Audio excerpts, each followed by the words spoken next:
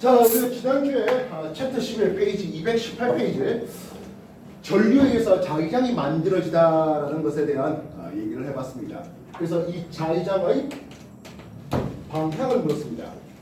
전류에 의한 자기장 어떻게 했습니까 하면 엄손가락 오른손이죠. 전류 잡고 자기장을 잡고 또는 내 손가락을 전류 방향에 잡아 쥐었을 때 엄손가락이 하면은 자기장의 방향을 제시했습니다. 이것을 우리는 앙페르의 법칙 또는 오른 나사 법칙이라는 이름을 썼다 했죠. 이렇습니까? 그래서 두 직선 도선 또는 하나의 직선 도선과 하나의 원형 도선 얘네들 사이에 합성된 자기장이 제로가 되는 곳이 어디냐 또는 합성된 자기장의 세기 B가 몇 대 몇이냐 뭐 이런 것들에 대한 질문으로 방향을 소개했습니다. 그리고 그 크기를 물었네요. 이 자기장의 크기는 대체로 거리에는 반비례하고 직선 도선이었으면 거리에 반비례했고 원형 도선이었다면 원형 도선의 반지를 반비례했고 그리고 그 전류의 세기에 비례한다는 그 크기를 보았습니다. 당연히도 이런 전류를 집어넣어서 자기장을 만들었다면 어디다 써먹어야 하는 응용이 있었죠. 전류에 의한 자기장 응용 어디였습니까? 전자석이죠. 자, 원래 오늘 우리 교재대로 하려고 하면은 챕터 12가 유도 전류, 전자기 유도라는 이름을 쓰는데요. 이걸 하기에 앞서서 한 챕터 조금 더 나갈게요. 챕터 13 페이지 262쪽이 되겠습니다. 뭐래요? 전류에 의해서도 자기장이 생기고 기존 자석에 의해서도 자기장이 생기다 보니까 그 자기장의 상호작용으로 힘이 받아지더라 하는 요 힘, 전자기력이라는 이름을 쓰는데요. 요 힘의 방향과 크기와 그리고 그 응용에 대해서 간략하게 먼저 설명하고 페이지 13, 챕터 13 앞페이지에 있는 거 간단하게 좀 설명하고 그 다음에 다시 되돌아가서 챕터 12를 가르치겠습니다. 알겠습니까? 자, 먼저 우리한테 좀 제시된 게 자석이 있었다고요. NS 자석이 있었습니다. 자석에 의한 자기장이 이런 식으로 생길 수가 있었겠지요. 확인됐습니까? 이 흰색은 자석에 의한 자기장입니다. 자, X 표시 무엇입니까 하면 들어간다 표시가 되겠는데요. 전류가 칠판 뚫고 들어가고 있습니다. 확인됐습니까? 예, 전류에서도 자기장이 생기잖아요. 엄손가락 전류 방향을 밀어 넣으면 자기장이 이런 식으로 우리가 볼 때 시계 방향으로 흐르는 이 전류에 의한 자기장이 생깁니다. 그림상에서는 이 자석에 의한 자기장과 전류의 자기장이 서로 뭐 겹치기 이렇게 나눴습니다만 엄밀히 말하면 이제 서로 겹치지도 않고요. 이제 한쪽이 까딱해지는 미랑 부분이 만들어지게 됩니다. 그럼 이쪽은 어떻습니까? 근데 전류에 의한 자기장과 자석에 의한 자기장이 서로 반대 방향입니다. 여기서 우리는 성을 다하는 소라는 이름을 씁니다. 우리가 파동할 때 뭐 밀, 소 이런 이름을 썼는데요. 어쨌든 빽빽한 미랑 부분에서 소한 부분을 꾹 눌러주는 힘 F가 생깁니다. 이 힘 F를 우리는 전자기력이라는 이름을 써요. 뭐 자기력이라는 이름을 써도 상관없겠습니다. 이 힘의 방향은 이렇게로 소개될 수 있겠네요. 자, 근데 말입니다. 할 때마다 자석에 의한 자기장을 표시하고 할 때마다 전류에 의한 자기장을 표시하고 밀한지 소한지 눌러서 힘을 발휘한다. 이러려면 너무 힘이 들잖아요. 그래서 이 방향에 대해서 쉽게 제시한 사람이 있습니다. 플레밍의 왼손 법칙입니다. 플레밍의 왼손 법칙은 검지손가락이 하죠. 왼손입니다. 검지손가락을 자기장의 방향으로 삼고 B 검지손가락 자기장의 방향으로 삼고 중지손가락을 전류 방향으로 삼아서 그거 사이를 직각으로 낸데 직각으로 내시면 그리고 엄지손가락을 폈을 때 그게 힘의 방향이어야 라고 하는 게 플레밍의 왼손 법칙입니다. 먼저 자기장의 방향을 잡아주시고 전류 방향 잡아주시고 자기장 검지 중지로 전류 방향 잡아주시고 엄지손가락을 펴면 힘의 방향인데요. 문제는 이렇게 하다 보니까 학생들이 뭐 매배 꼬는 또는 경우에 따라서는 이렇게 하면서 수신호로 다른 사람들한테 뭐 흔히 말하는 허니의 케이스가 주는 수도 있는가 싶네요. 그래서 최근 들어서는 이 플레밍의 왼손 법칙을 소개되지 않고요. 오른손으로 이렇게 표현합니다. 내 손가락을 자기장의 방향, 엄지손가락을 전류 방향. 그럴 때 손바닥 펴주면 힘의 방향 말입니다. 어쨌든 동일한 케이스입니다. 내 손가락을 자기장의 방향, 엄지손가락을 전류 방향. 물론 직각으로 잡아주셔야 되겠습니다. 이해됐어요? 그때 손바닥 펴면 힘의 방해되어요 했다고요. 이해됐습니까? 자 여기서 하면 어떻게 씁니까 하면 L에서 S로 자기자기 방향이 올라가고 있습니다. 전류 칠판 뚫고 들어가네요. 힘 펴보니까 내려가네요 하는 이런 방향을 제시할 수 있겠다는 거죠. 경우에 따라서는 자기자기 방향과 전류 방향이 직각이 아닐 수도 있어요. 자기자기 방향과 전류 방향이 직각이 아니라 하더라도 힘의 방향이 이렇습니다. 그때 우리는 이 힘의 크기는 힘 F, 힘의 크기는 하겠습니다. 자기장과 전류 그리고 그 자기장 속에 놓여있는 도선의 길이 L. 아까 직각이 아닐 수도 있다 했는데요. 직각일 때 가장 큰 힘을 받습니다. 만약에 나란하게 되면 즉 전류 방향이 이렇게 간다면 힘을 받지 않게 되는데요. 사인 세타 자기장과 전류가 이루는 그 각 90도일 때 가장 큰 힘을 받고 그럼 0도 또는 180도 즉 전류의 방향이 자기장과 나란하다면 그때는 힘을 받지 않아라고 쓰겠습니다. F 이퀄 BIL 그리고 뒤에 사인 세타가 더 들어옵니다. 이거 말고 로렌츠 힘 하면서 F 이퀄 BQV도 하나 더 있어요. 근데 그거는 다음 주에 할 겁니다. 알겠습니까? 일단 BIL 사인 세타 이렇게 한번 챙겨 주시면 좋겠습니다. 알겠나요? 지난 시간에 우리가 두 직선 도선의 합성된 자기장이 체류가 되는 공간이 어디입니까? 라는 질문을 해봤습니다. 가도선과 나도선 준비해봤죠? 가도선 1A가 위쪽, 나도선 2A가 역시 같은 방향으로 올라간다라고 해봤습니다. 여기서 자기장이 합성된 자기장이 체류가 되는 곳이 어디라고 했었을 때 전류색이 비대로 즉 1대 2대로 1대 2가 되는 여기서 비토탈 합성된 자기장이 제로가 된다라는 이름을 썼는데요. 기억나십니까? 네. 이해됐어요? 그렇다면 가도선에 의해서 자기장이 만들어질 수 있잖아요. 가도선 1A에 의한 자기장의 방향을 볼 때 이쪽으로 올리고 여기로 내립니다. 여기까지 이해됐습니까?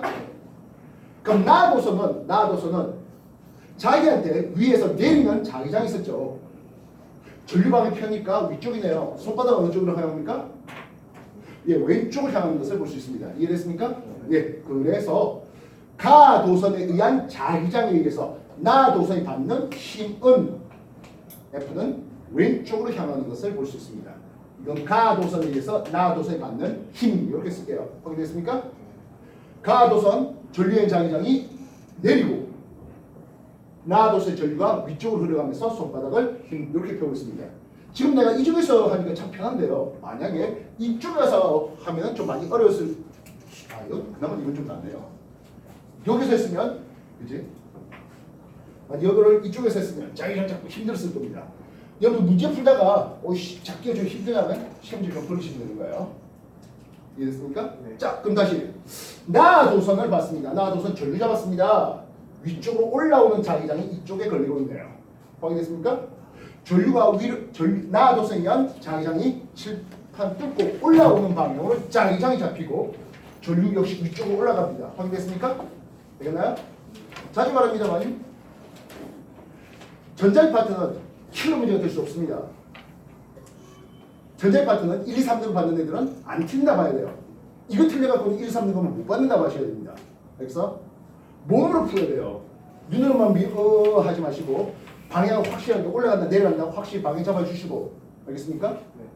그런 것들이 문제지에 기록이 남아야 나중에 혹시 시간 남아서 검사할 때 확인하기가 더 용이하다고요. 다시 나도선에 의한 자기장은 위로 뜨고 올라오네요. 전류는 위쪽으로 올라가고 있네요. 힘빼보니까 이렇게 되고 있고요. 그래서 폴스 요거는 나도선에 의해서 가도선이 받는 힘은 했습니다. 즉 서로 두 도선 끌어당기는 인력입니다. 여기까지 확인됐습니까? 네. 그렇죠. F 나도선에 의해서 가가 받는 힘과 F 가도선에 의해서 나가 받는 힘 누가 더 클까요? 같아요. 그렇죠. 무슨 관계로? 자동관. 그렇죠. 자동관계로 관계입니다. 뭐 전류가 이건 더 센데요. 근데 전류가 세니까 자기장이 강하게 걸리는데 가도선 전류가 약해요. 가도선은 전류가 약하니까 이쪽에 자기장을 약하게 주었는데 나도선 전류가 강해요. 그래서 서로 같은 크기의 힘이 걸립니다. 필요하다면 작용 반작용 관계입니다. 그럼 뻔하게 가도선과 라도선 역시 1A와 2A가 서로 반대 방향으로 걸렸다라고 할게요. 이때 합성된 자기장이 제로가 된 곳은 어디라고요?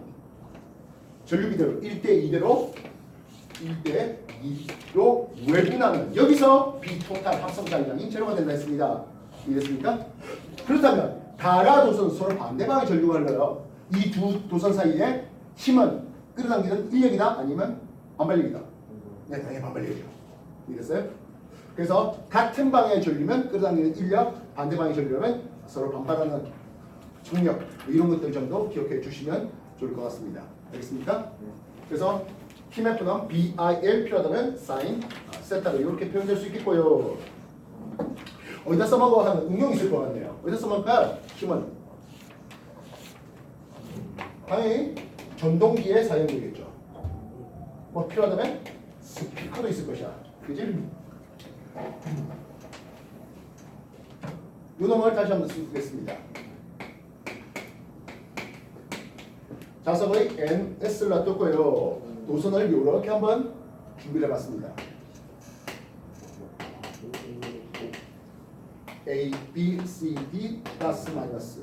자, 그렇다면 A, B 도선에는 어느 쪽으로 전류가 흐릅니까? 하면 이렇게 뚫고 가는 방향으로 전류가 흐르고 C, A, B, C, D, D, D, D, 그치? D. CD 도선은 CD 쪽에서 이렇게 전류가 튀나오네요 하겠네요. 이해됐습니까? 그렇다면 MSS로 자기장 일단 향합니다. AB 도선 어떻습니까? 하면 들어가네요. 확인됐습니까? 내리는 힘이 작용되고 반면 CD 도선 위로 올립니다. 확인됐나요? 그렇다면 이 네모난 도선은 시계 방향으로 힘을 받는다, 반시 방향 힘을 받는다. 반시 방향 힘을 받아서 돌아가게 만듭니다. 나중에 이 부분을 정류자라는 힘을 쓰는데요. 반바퀴 돌 때마다 순간 전류의 흐름을 차단해서 계속 같은 방향으로 돌게 만들어주는 장치가 되겠습니다. 알겠습니까? 스피커 콘이 이렇게 자석에 NS가 있었고요. 스피커 콘이 자석에 붙어 있었습니다. 혹시 스피커 분해해 본 적 있어요? 그지? 그러면 자석이 이렇게 있는 것을 알 텐데요. 여기에 도선 코일이 이런 식으로 흘러가고 있습니다. 이쪽으로 음성 신호가 오네요. 음성 신호인데요. 여러분들 음의 3요소 뭐죠? 음의 3요소. 높낮이. 예, 음의 높이. 그래서 여기서 음파가 이렇게 생겼던 음파가 있는데 이렇게 되고 있어요. 이건 진동수가 좀 더 크다, 고음이다라고 얘기할 수 있습니다. 이해됐습니까? 또 하나의 요소는요. 그렇죠. 진폭으로 따질 수 있는 음의 크기가 되겠죠. 딱 그 엉망이다. 이제 큰 소리, 지금 우리가 볼륨을 좀 더 키우는 그런 것을 볼 수 있습니다. 마지막 하나는요. 방역시. 예, 음색 또는 뭐 맵시전이 있습니다. 똑같은 도를 친다 하더라도 실로폰의 도와 뭐 피아노의 도가 서로 다른 것을 이해됐습니까? 예. 그렇다면 이 전류는 스피커에 오는 이 전류는 교류 음성 신호, 전기 신호는 교류 신호일까요? 직류 신호일까요? 교류. 당연히 교류 신호. 전류가 왔다 갔다 하는 거지. 그래서 이쪽 방향의 전류에 대해서 스피커를 밀었다면 반대 방향의 전류에 대해서 당기죠. 그렇게 하면서 이 진동파를 떨게 만들면서 소리가 나올 수가 있겠습니다. 여기는 교류 신호입니다. 그래서 음성 신호, 전기 신호를 스피커를 통해서 소리를 만드는 스피커가 전자기 역을 이용한 대표적인 기구죠. 이 얘기 처음 듣나? 이틀 전에 들었잖아. 기억나? 정리해 주십시오. 페이지 262쪽 아마 뭐 첫 번째 페이지 정도만 공부해 보시면 될 것 같습니다. 좀 이따가 챕터 12 원래 정규 진도대로 나갈게요.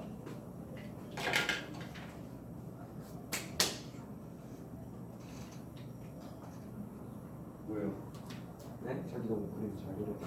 이상하다. 스스로 감탄하는 거야? 그래 그럴 수 있죠. 선생님 이렇게 그림 잘 그리세요? 뻥치면 30년을 그려왔습니다.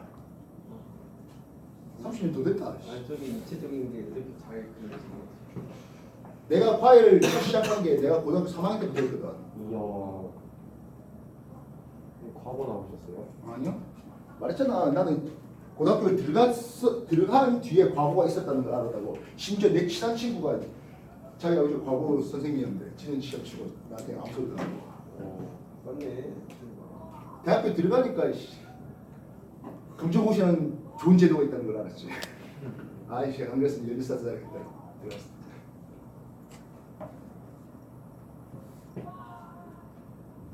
왼손으로 하고 싶어요? 네. 이거 말고? 이게 이렇게 배웠어요 처음. 근데 맞아요. 나도 솔직히 엄밀히 말하면 나도 이게 왼손 몇 편해요. 오른손 문제 풀면서. 근데 가르치는 건 이제 그러면 왼손 법칙이 안 나오다 보니까 이제는.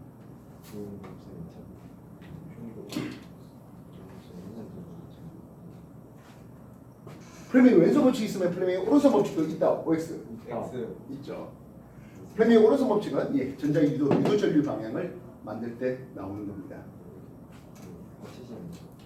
근데 여기서 마찬가지 플레밍의 왼손이든 오른손이든 이 부분은 색교과 과정에서는 좀 빠져 있고 다 오른손을 하고 그렇습니다. 자 여기까지 다 정리됐습니까? 네. 자 이제 정규 진도 페이지 240페이지 전자기 유도라는 것을 보도록 하겠습니다. 자 퀘션 자연계의 기본 법칙은 말입니다. 뭔가의 변화가 있으면 그 변화를 적극적으로 받아들이는 쪽일까요? 아니면 일단 거부하는 쪽일까요? 네, 거부하는 쪽이죠. 지금 날씨가 많이 덥네요. 체온이 올라가거나 뭐 이러는 거 아니잖아요. 날씨가 더워서 내 몸의 온도가 올라가면 내 몸의 체온을 식혀줄 뭔가의 기작이 일어나는 거죠. 이해됐습니까? 그래서 전자기 유도라는 이름을 쓰는데요. 유도 전류를 얘기하는 겁니다. 자속의 변화가 있다면 자속은 당연히도 자기장과 면적인데요. 자기장이 변하거나 또는 면적이 변하는 자속의 변화가 있다면 그것을 통해서 유도 전류가 만들어져요 하는 게 전자기 유도 현상입니다. 자속의 변화를 일으킬 수 있는 것은 결국엔 힘이거든요.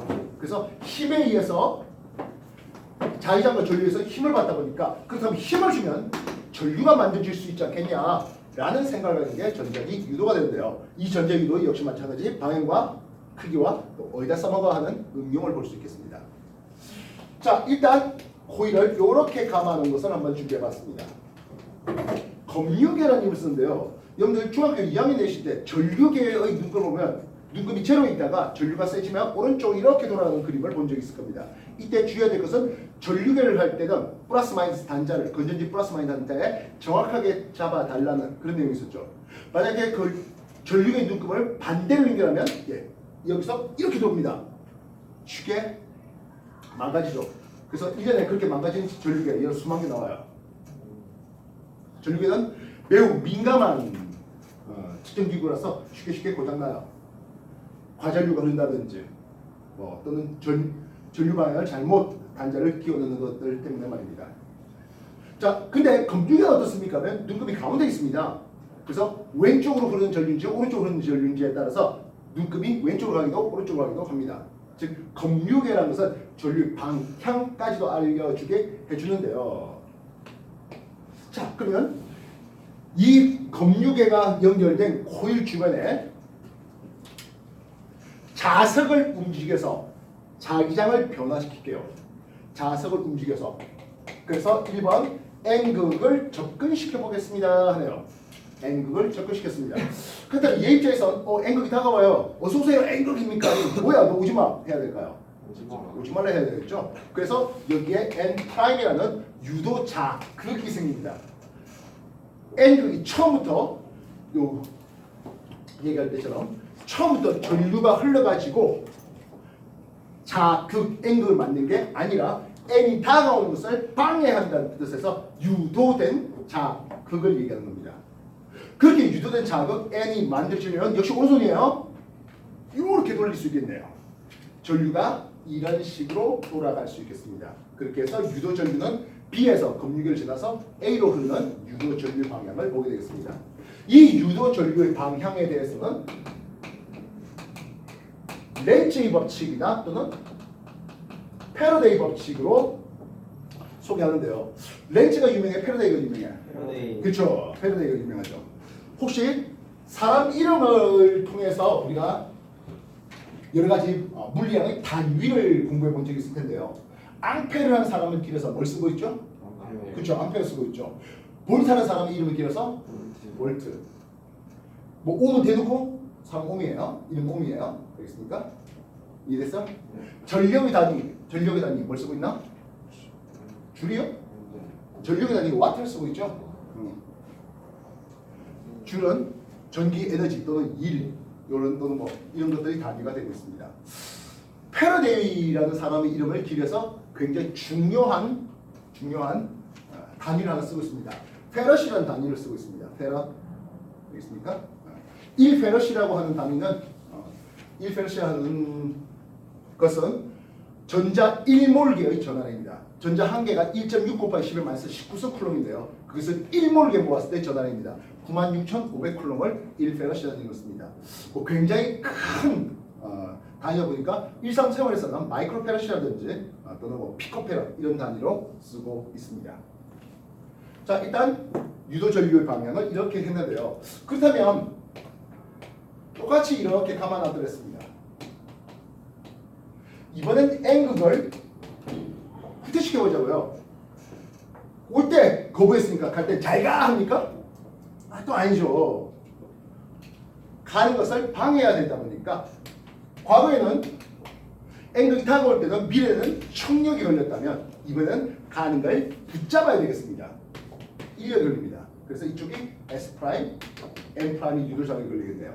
M' 만들기 위해서 유도전력이 돌리면 이 방향으로, 즉 종전과는 반대 방향의 유도전류가 생깁니다. 이해됐어요?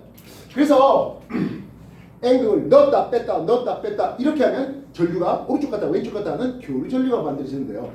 그래서 이 자석을 물론 넣었다 뺐다 이렇게 해도 됩니다만 이 자석을 돌려보는 방법이 있겠습니다.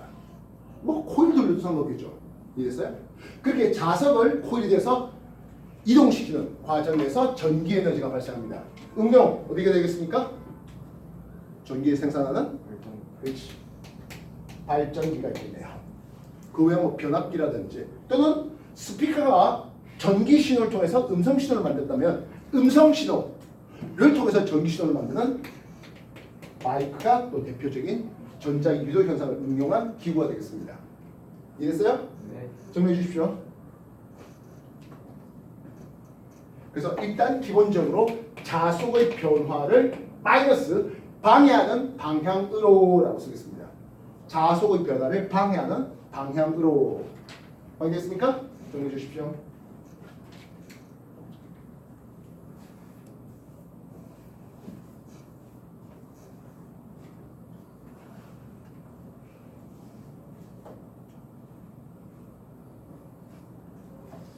물론 여러분들 상황 수준에서 전자기도 굉장히 많이 공부해왔고 그렇게 틀릴 사람들 그렇게 없을 거라 믿습니다. 이 전자기도는 워낙에 많이 우리가 공부했고 여러분들 모의고사 문제 풀 때 꽤 많은 단원에서 이 유도전류에 대한 소개가 되고 있었습니다.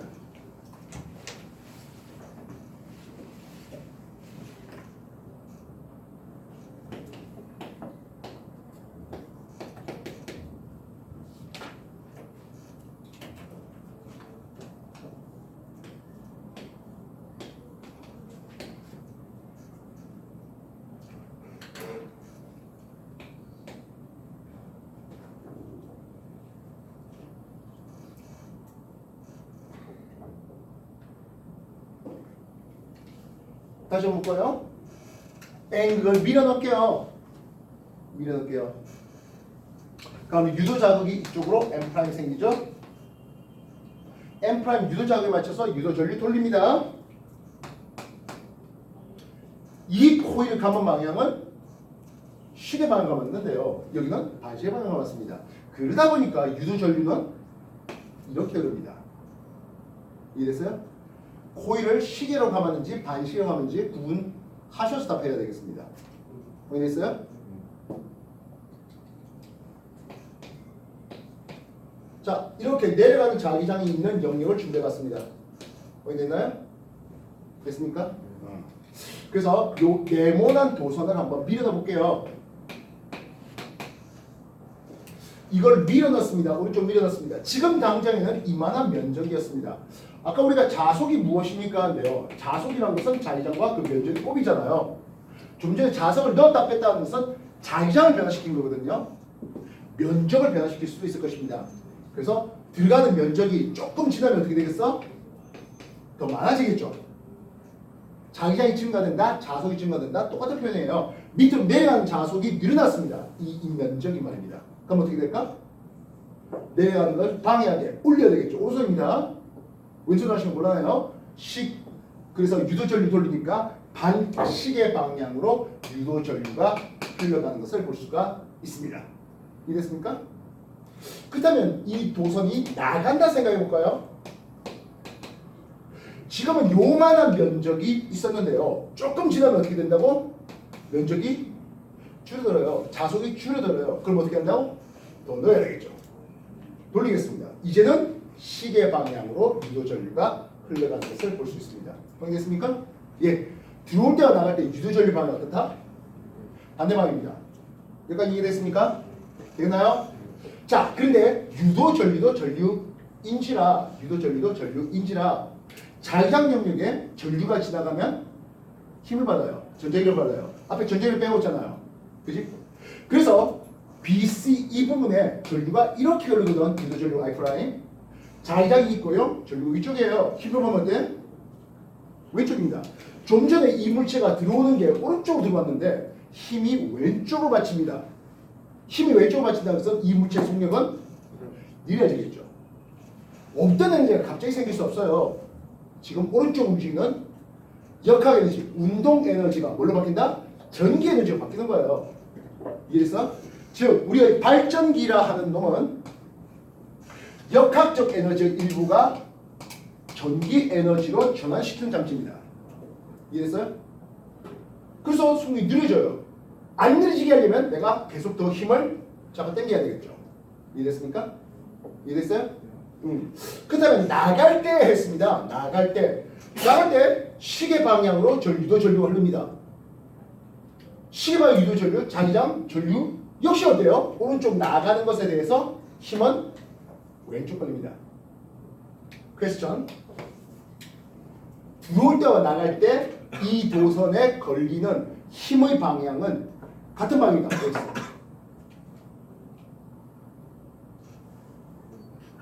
들어올 때 왼쪽, 나갈 때 왼쪽이죠.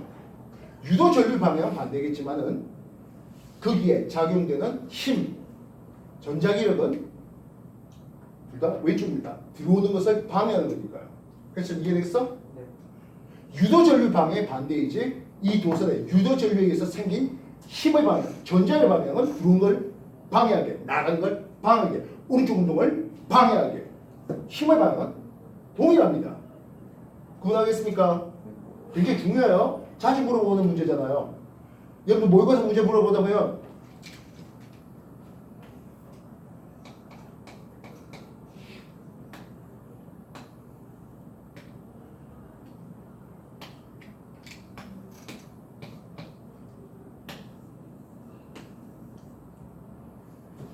이런 류의 문제 많이 보셨잖아요. 그래서 자석이 이곳을 지나갈 때 도선의 이 원형 도선에 의해서 생기는 자기의 방향은 둘 다 왼쪽이에요. 그 문제예요. 이런 문제 기억나시죠? 그지? 유도 전류 방향은 그래 이게 가운데 점을 지나갈 때 시계 요 각각 앞에 기역과 니은 두 원형 고리에 흐르는 유도 전류 방향은 분명히 반대예요. 그러나 그 유도 전류에 의해서 생긴 이 자석에 미치는 자기의 방향은 둘 다 왼쪽이에요. 오른쪽 가는 것을 방해하니까요. 이해했어? 나중에 이거 다시 한번 할게요. 유도전류 방향은 반대입니다만 그 유도전류에 생긴 자기력의 방향은 이 네모난 다수의 오른쪽 가는 것을 방해하는 방향이라고요. 알겠습니까? 정리해 주십시오.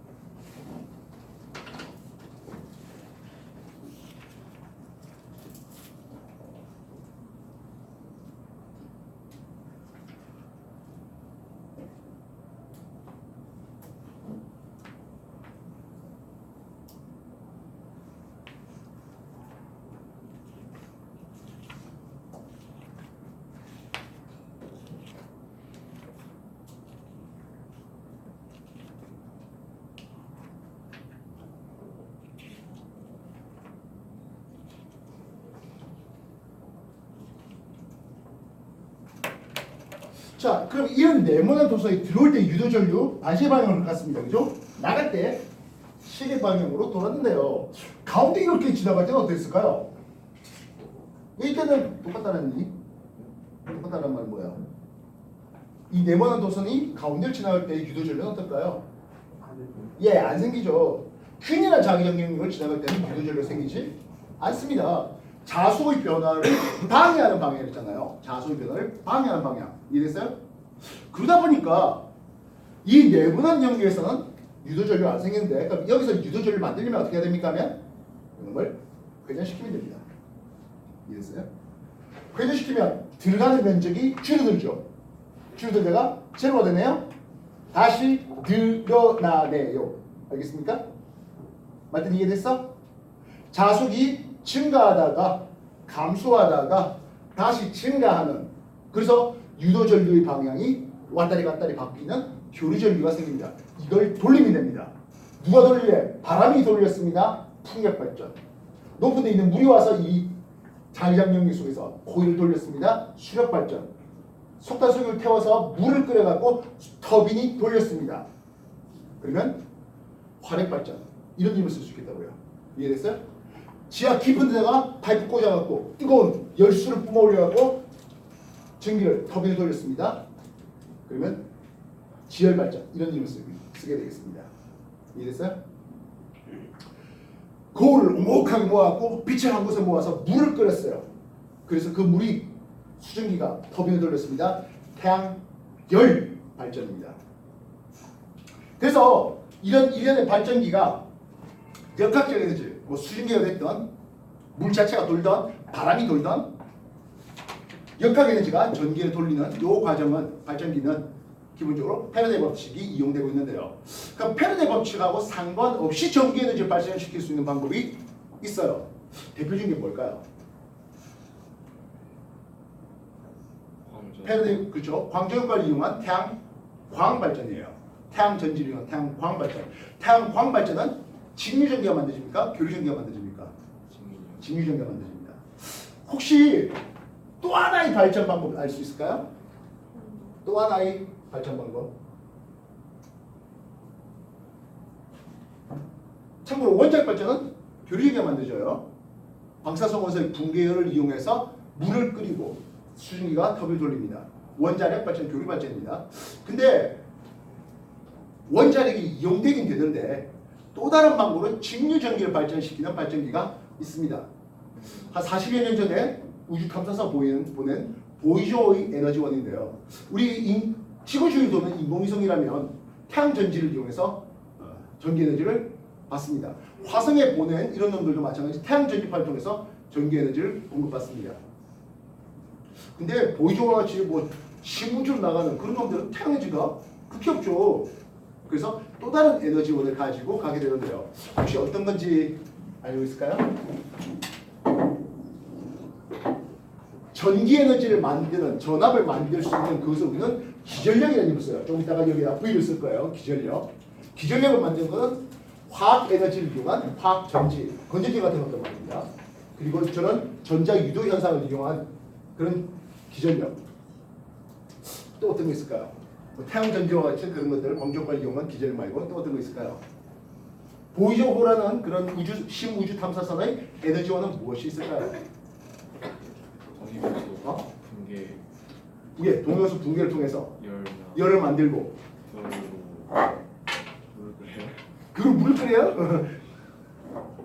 보이저호라는 뭐 조그만 뭐 탐사선 이용하긴 한데요. 뭐 물을 끓일 정도 수준은 안 되고요. 그래서 열전대라는 게 있습니다. 서로 다른 두 금속의 온도 차이를 이용해서 전기를 발생시키는 방법입니다. 열전대라는 게 있습니다. 어쨌든 전기 에너지를 발생하는 데 있어서 뭔가 터빈이 돌아간다라는 생각이 든다면 여기는 교류 전기가 발생하는 방법이 되겠습니다. 알겠습니까? 그래서 요건 AC 교류 전기를 만드는 것들입니다. 정리 다시 해주십시오.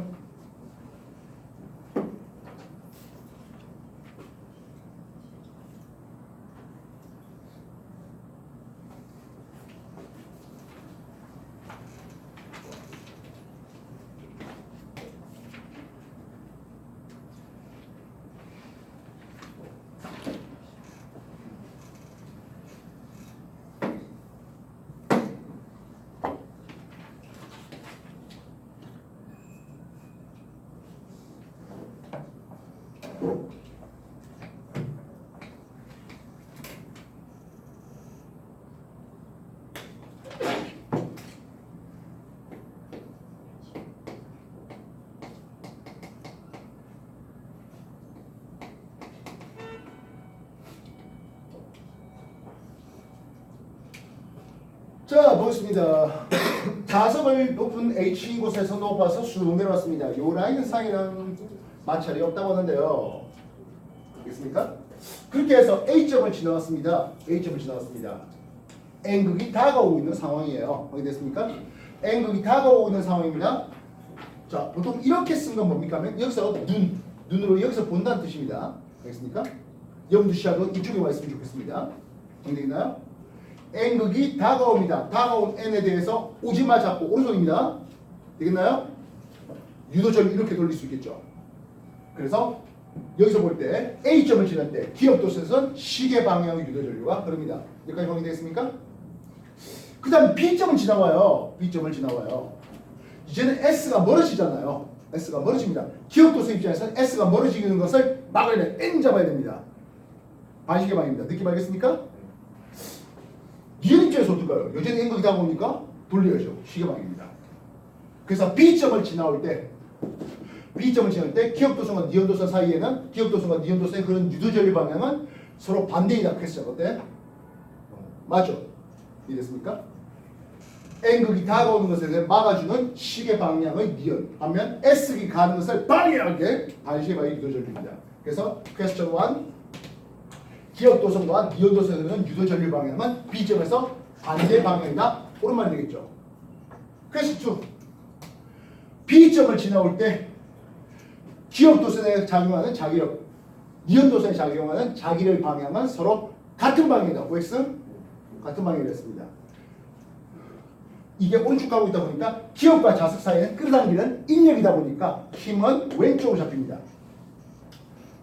니은도선과 자석 사이는 N극이 다가온 걸 방해하게 청력이니까 역시 힘의 방향은 서로 같은 방향입니다. 유도전류 방향이 서로 반대지 힘은 서로 같은 방향 오는 것을 막아주게 말입니다. 이해됐어요? 그렇다면 A점을 지날 때 속력 V1과 B점을 지날 때 속력 V2 누가 더 빠를까요? V2가 더 빠르다고요? 같을 수가 없습니다. 왜냐하면 이 전기에너지 생산됐다는 뜻은 무엇입니까? 하면 역학 에너지가 감소했다는 뜻이에요. 이게 추가로 운동이 더 얻을 수 있는 여력이 안 되잖아요. 이거 수평면이에요. 알겠습니까? 그래서 속력은 V1과 V2를 볼 때 V2의 속력이 느려지게 됩니다. 이해됐어요? 그래서 이 자석이 내려오는 과정에서 역학 에너지가 줄어들고 전기 에너지로 생산하는 과정이라고요. 간단하겠습니까? 네. 다시 한번 정리해 주십시오.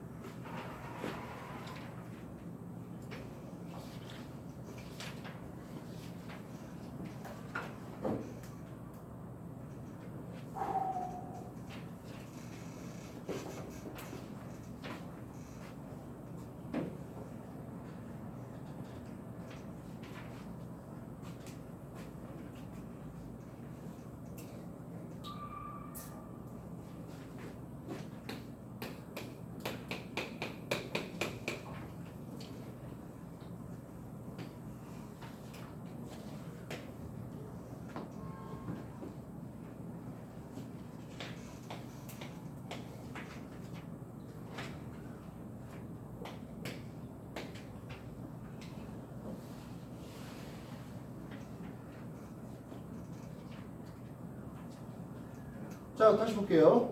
좀 전에 우리가 계속해서 얘기했던 게 뭡니까? 하면 자속의 변화를 방해한 방향의 유도전류가 흐릅니다. 라고 했잖아요. 그지? 이 경우 내려간 자속이 있는 면적은 처음에 요만한 면적이었습니다. 이 도선을 오른쪽으로 당기고 있어요. 오른쪽으로 당기고 있어요. 그러면 이 도선이 지나가면서 면적이 늘어나게 됩니다. 여기까지 확인되겠습니까? 예, 내려간 자속이 커지면 어떻게 할래? 오지마 돌리겠습니다. 유도전류 방향은 A에서 저항 R을 지나서 B로 가는 유도전류가 흐르겠는데요. 자, 계속 우리가 아까 말했다 방향으로 자기의 기본은 뭔가의 변화를 적극적으로 수용하는 게 아니라 방향됐잖아요. 아니 그게 뭡니까? 난 적극적으로 수용하고 싶은데요 한 사람들도 분명히 있을 수 있죠. 그랬어요? 그래서 우리는 앞에서 전자기력이라는 것을 증명받았잖아요. 전자기력이라는 것은 증명받았기 때문에 전자기력을 이용해서 전자유도의 방향을 우리도 한번 증명해 볼까 하겠습니다. 이게 지금 도선이고 이것도 금속 막대예요. 금속이라는 뜻은 무엇입니까 하면 여기에 전자들이 수두룩하게 있습니다. 물론 자유전자가 되겠죠. 이해됐어요? 밑으로 내려간 자기장이 있는 영역인데요. 보십시오. 정시하시고 이 전자들이 갑자기 오른쪽 움직이게 됐죠. 금속 막대가 움직여서 전자가 갑자기 오른쪽 움직입니다. 확인됐습니까? 전자가 오른쪽 움직였다. 전류 방향은 전자의 방향과 반대죠. 그래서 전자가 오른쪽 움직입니다. 자기장이 밑으로 내려가는데 전류 방향은 왼쪽이 됩니다. 그렇다면 이 전자들에 대해서 압력이 힘이 밑으로 내리는 이 방향의 힘들이 잡히겠네요. 그래서 전자가 이렇게 움직입니다. 전자가 이런 방향으로 움직이는 것은 유도전류는 반대방이 되겠죠. 이해됐어요? 앞에서 내가 전자기력을 소개하려고 했던 이유였습니다. 정리해 주십시오.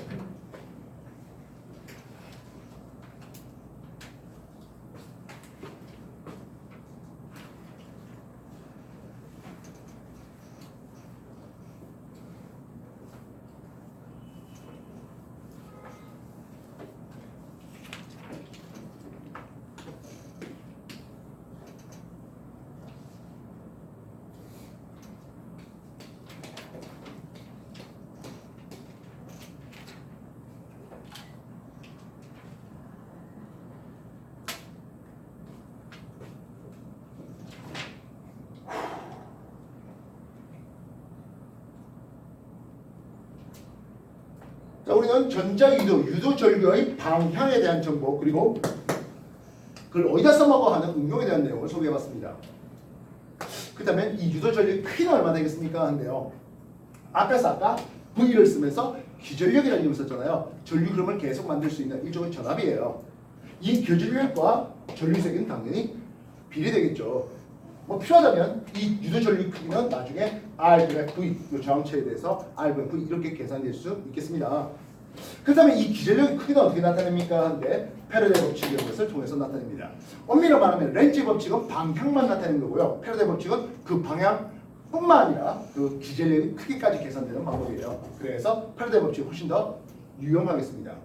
패러데이 법칙을 통해서 만들어진 유도 기전력의 크기는 마이너스 코일의 가만수 n, 아까 코일이 몇 번 가만수냐, 가만수 n에 대해서 델타 t분의 델타 파이 이렇게 소개되고 있습니다. 마이너스 2는 방향을 나타내는 거고요. 자속의 변화, 시간당, 단시간당 자속의 변화가 기전력 크기로 소개되겠습니다. 그래서 자속의 변화가 크다면, 즉 약한 자속보다는 강한 자속이 이렇습니까? 델타 t가 짧을수록, 즉 빨리 움직일수록 그리고 코일을 많이 감을수록 큰 기전력이 걸리고 유도전류 세기도 크다 하는데요. 자, 여기서 자속 다시 한번 볼까요? 여기 자속이라는 것이 뭡니까 하면 자기장과 면적이 있지 않습니까? 그지? 그렇다면 면적이라는 것은 2차원으로서 1차원 길이와 길이의 곱입니다. 확인됐습니까? 되겠나요? 그래서 이 자속의 변화를 시간으로 나눴다 했는데요. 이게 뭘까요? 시간의 변화에 따른 길이의 변화. 뭐지? 속력이죠. 그래서 기전력 공식은 V 꼴 마이너스 BLV 이렇게 계산되기도 합니다. BLV로 말입니다. 뭡니까 하면 이 속력 V를 자기장이 있는 영역 B에 대해서 도선의 길이, 이때 도선의 길이는 요 길이죠. 전체 막대의 길이가 아니라 요만큼의 길이를 얘기합니다. 이해됐어? 자기장의 색이 도선의 길이 얼마나 빠르게 움직이는 BLV로 기전력을 소개되기도 하겠습니다. 다시 볼게요. A, 이 A를 가지고 오른쪽으로 움직여봤습니다. 이해됐습니까? 그렇다면 얘는 전압이 어떻게 걸리겠습니까? 하네요. 이런 식으로 걸릴 수 있겠습니다. 요 길이에 움직이는 속력 V를 가지고 기전력을 소개할 수 있겠죠. 뭐 또 유도전류색이라고 해도 상관없겠습니다. 이해됐습니까? 그래서 요 놈을 1번이라 할게요. 그러면 2번은 어떻게 된 겁니까? 하는데 2번은 이놈을 세워서 넣겠습니다. A, 2A 속력 V는 똑같습니다. 얘는 어떻게 생길까요? 요거 2번입니다. 2번은 어떻게 될까요? 자기장은 똑같죠? 그치? 속력도 똑같아요. 뭐가 달라? 길이 L이 달라요. 요건 스몰 a의 길이라면 이건 2a 길이에요. 그래서 이렇게 생깁니다. 전압이 2배, 유도 전류세기도 2배인데 들어가는데 시간은 어떻습니까? 왜? 이게 2D 들어갔다면 얘는 T만 들어가겠죠. 알겠습니까? 느낌 알겠어요? 두 차이 알겠습니까? 그렇다면 세 번째는 예, 2A고 A예요. 이거랑 똑같아요. 속력만 2V래요. 3번. 3번 어떻게 될까요? 3번은 길이 다 똑같은데 속력이 2배 되니까 BL, V, 속력의 비례합니다. 전압이 2배 더 높아졌습니다. 유도 전류세기도 2배 더 높아졌습니다. 근데 요게 A 통과될 때 얘는 요 A 통과될 때 C와 T면 얘는 2분의 T잖아.